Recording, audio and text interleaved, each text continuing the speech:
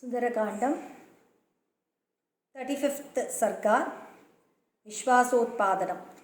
तां तु रामकथां श्रुत्वा वैदेही वानरर्षभात् उवाच वचनं सान्त्वम् इदं मधुरया गिरा क्व ते रामेण संसर्गः कथं जानासि लक्ष्मणम् वानराणां नराणां च कथमासीत् समागमः यानि रामस्य लिङ्गानि लक्ष्मणस्य च वानर तानि भूय समाचक्ष्व न मां शोकः समाविशेत् कीदृशं तस्य संस्थानं रूपं रामस्य कीदृशं कथमूरु कथं बाहु लक्ष्मणस्य च शंसमे एवमुक्तस्तु वैदेह्या हनुमान् मारुतात्मजः ततो रामं यथा तत्त्वम् आख्यातुमुपचक्रमे जानन्ति बत दिष्ट्या मां वैदेहि परिपृच्छसि भर्तुः कमलपत्राक्षी संस्थानं लक्ष्मणस्य च यानि रामस्य चिह्नानि लक्ष्मणस्य च यानि वै लक्षितानि विशालाक्षी वदद शृणुतानि मे रामः कमलपत्राक्षः सर्वसत्त्वमनोहरः रूपदाक्षिण्यसम्पन्नः प्रसूतो जनकात्मजे तेजसादित्यसङ्काशः क्षमया पृथिवी समः बृहस्पतिसमो बुद्ध्या यशसा वासवोपमः रक्षिता जीवलोकस्य स्वजनस्याभिरक्षिता रक्षिता स्वस्य वृत्तस्य धर्मस्य च परन्तपः रामो भामिनीलोकस्य चातुर्वर्णस्य रक्षिता मर्यादानां च लोकस्य कर्ता कारयिता च सहाय अर्षिष्मानर्चितोत्यर्थं ब्रह्मचर्यव्रते स्थितः साधूनामुपकारज्ञः प्रचारज्ञश्च कर्मणां राजविद्याविनीतश्च ब्राह्मणानाम् उपासिता श्रुतवान् शीलसम्पन्नो विनीतश्च परन्तपः यजुर्वेदविनीतश्च वेदविद्भिः सुपूजितः धनुर्वेदे च वेदेषु वेदाङ्गेषु च निष्ठितः विपुलांसो महाबाहुः कम्बुग्रीवशुभाननः गूढशत्रुः सुताम्राक्षो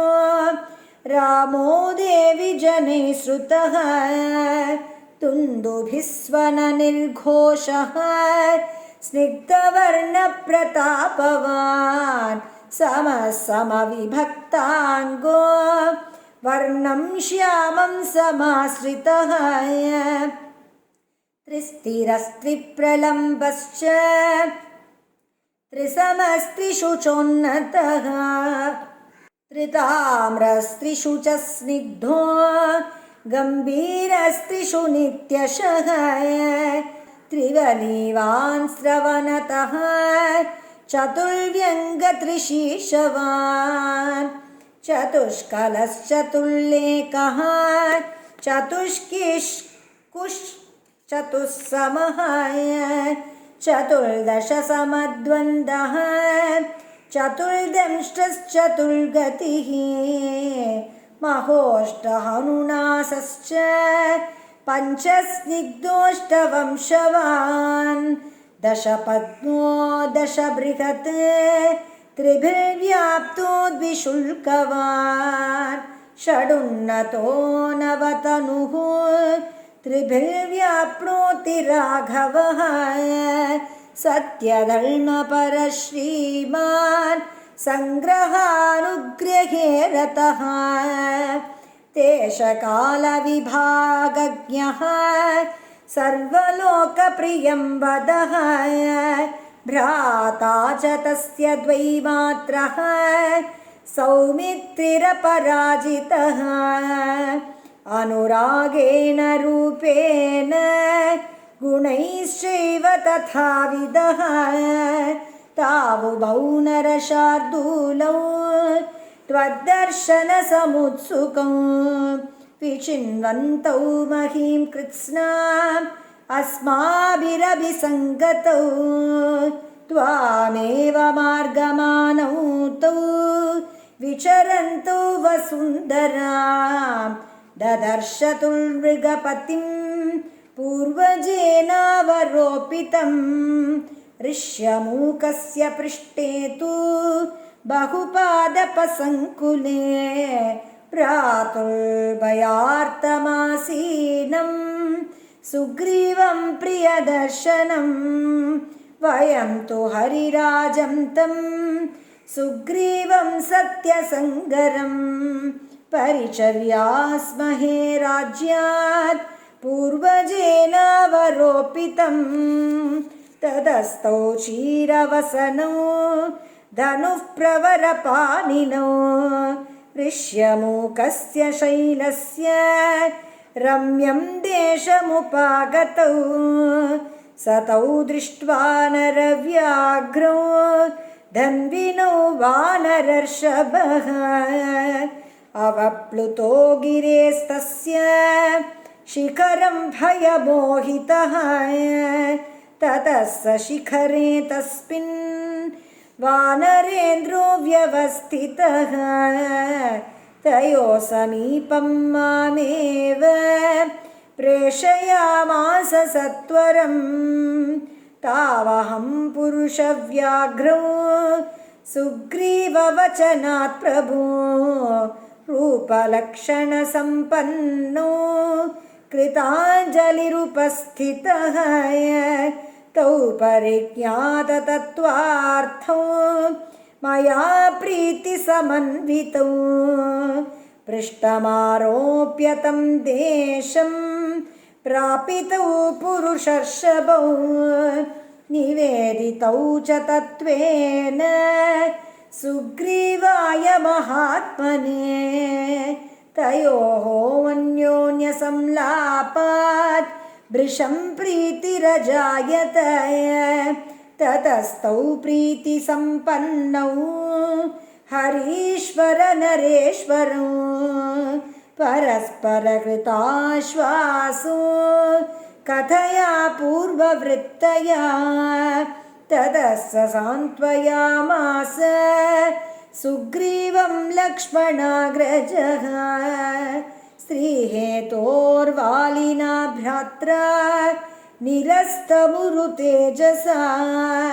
ततस्त्वन्नाशजं शोकं रामस्याक्लिष्टकर्मणः लक्ष्मणो वानरेन्द्राय सुग्रीवाय न्यवेदयत् स श्रुत्वा वानरेन्द्रस्तु लक्ष्मणेनेरितं वचः तदासीनिष्प्रभोत्यर्थं ग्रहग्रस्त इवांशुमान् ततस्त्वद्गात्रशोभीनि रक्षसा ह्रियमानया यान्याभरणजालानि पातितानि महीतले तानि सर्वाणि रामाय आनीय हरियूतपः संहृष्टा दर्शयामासुः गतिं तु न विदुस्तव तानि रामाय दत्तानि मयैवोपहृतानि च स्वनवन्त्यवकीर्णानि तस्मिन् विगतचेतसि तान्यङ्के दर्शनीयानि कृत्वा बहुविधं तव तेन देवप्रकाशेन देवेन परिदेवितं पश्यतस्तानि रुदतः ताम्यतश्च पुनः पुनः प्रदीपयन् दाशरथेः तानि शोकहुताशनं शयितं च चिरं तेन दुःखार्तेन महात्मना मयापि विविधैर्वाक्यैः कृष्णादुत्थापितः पुनः तानि दृष्ट्वा महार्हाणि दर्शयित्वा मुहुर्मुहुः राघवः सह सौमित्रिः सुग्रीवे सन्न्यवेदयत् स तवादर्शनादार्ये राघवः परितप्यते महता ज्वलता नित्यम् अग्निनेवाग्निपर्वतः त्वत्कृते तमनिद्रा च शोकः चिन्ता च राघवम् तापयन्ति महात्मानम् अज्ञगारमिवाग्नयः तवादर्शनशोकेन राघवः प्रविचाल्यते महता भूमिकम्पेन महानिव शिलोच्छयः काननानि सुरम्यानि नदीप्रश्रवणानि च चरन्नरतिमाप्नोति त्वाम् अपश्यन् नृपात्मजे स त्वामनुजशार्दूलः क्षिप्रं प्राप्स्यति राघवः समित्रबान्धवं हत्वा रावणं जनकात्मजे सहितौ रामसुग्रीवावुभाव कुरुतां तदा समयं वालिनं हन्तुं तव चान्वेषणं तथा ततस्ताभ्यां कुमाराभ्यां वीराभ्यां स हरीश्वरः किष्किन्धां समुपागम्य वाली उद्येनिपातितः ततो निहत्य तरसा रामो वालिनमाहवे सर्वर्क्षहरिसङ्घानां सुग्रीवम् अकरोत्पतिं रामसुग्रीवयोरैक्यं देव्येवं समजायत हनुमन्तं च मां विद्धि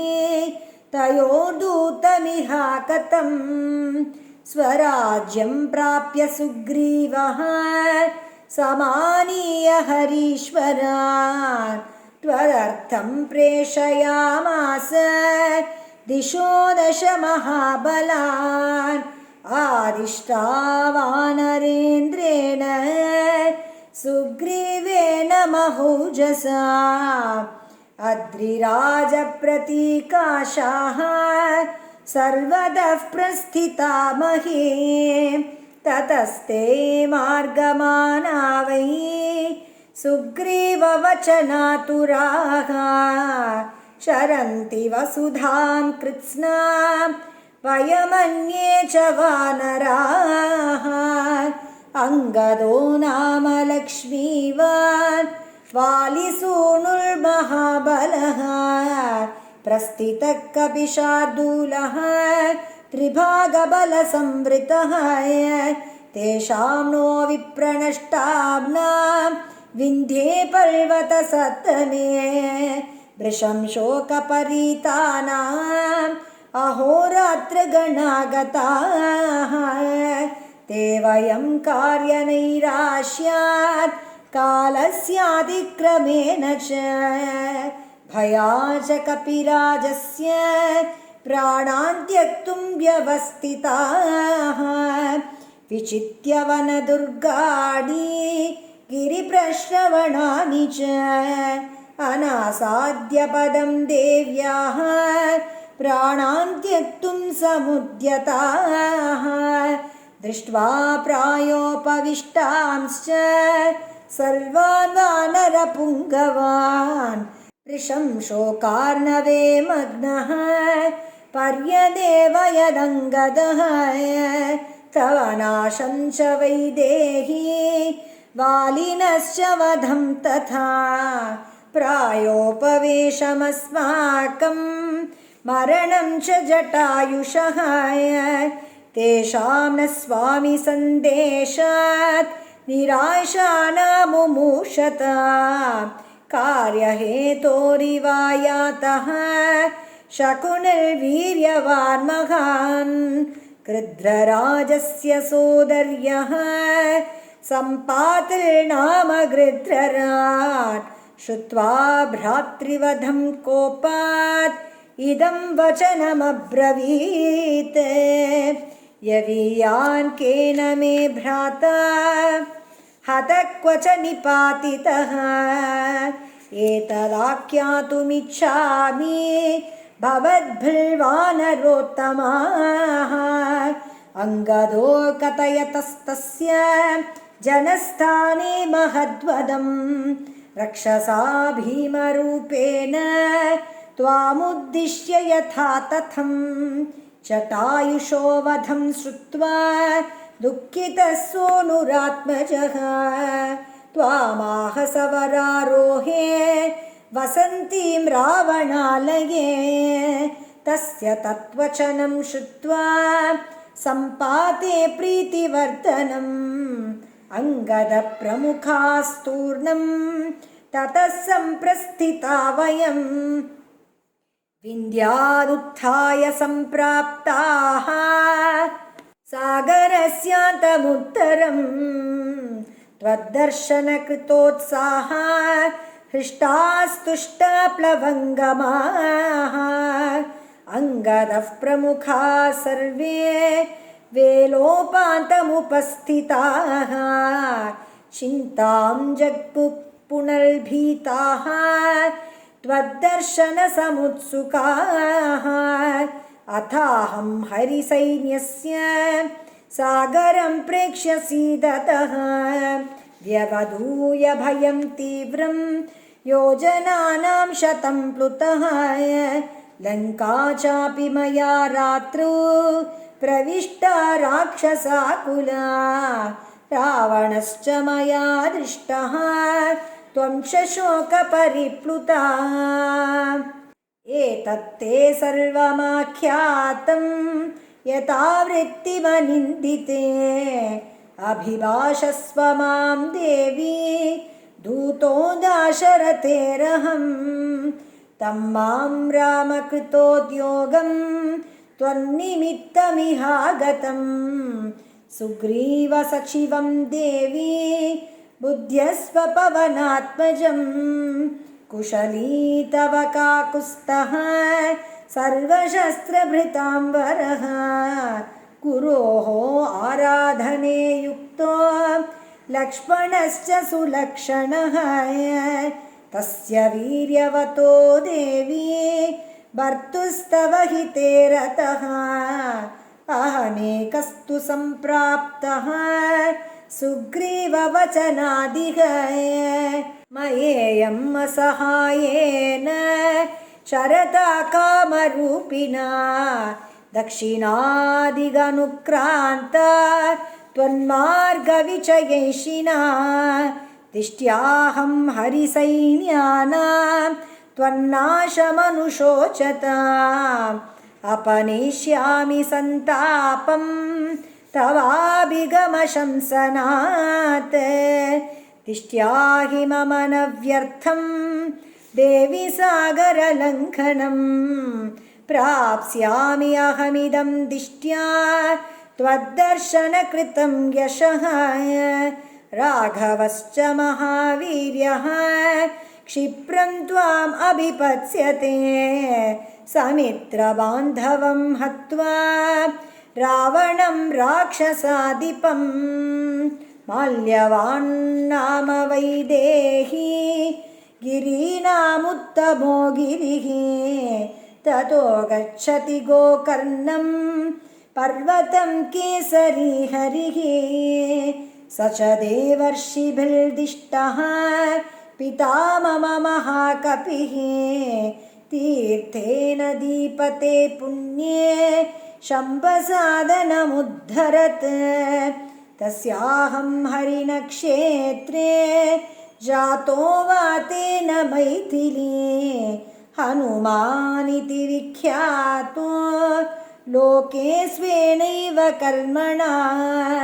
विश्वासार्थं तु वैदेही भर्तुरुक्ता मया गुणाः